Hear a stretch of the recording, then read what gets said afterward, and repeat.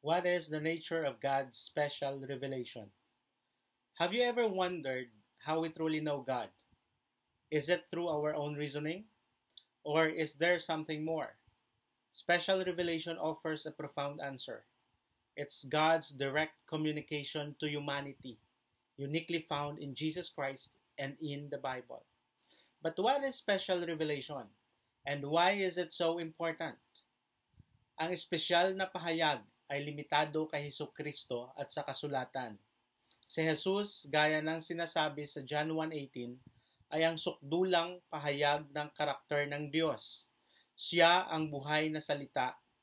Ang Biblia na kinasihan ng banal na espiritu ay nagtatala ng buhay, mga turo at gawain ni Jesus. Ito ay proporsyonal. Ibig sabihin, ito ay isang direktang komunikasyon mula sa Diyos, hindi gawa ng pangangatwiran ng tao. Ang Exodus 21 ay nagpapaalala sa atin na ang mga ito ay may autoridad na pagpapahayag.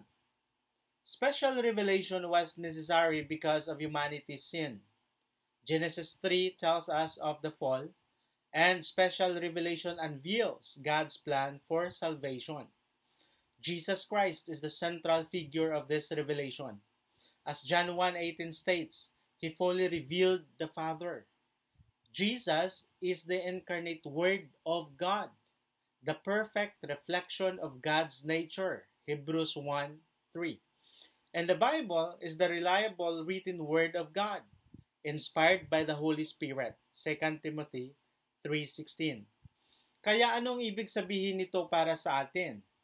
Nangangahulugan ito na dapat tayong aktibong makipag-ugnayan sa kasulatan, pag-aralan ang Biblia, sikaping unawain ang mga turo ni Jesus, at hayaan ang banal na espiritu na gabayan ka.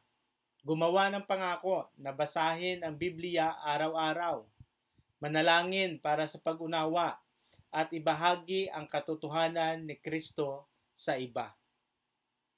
Special revelation through Jesus Christ and the Bible is God's gift to us.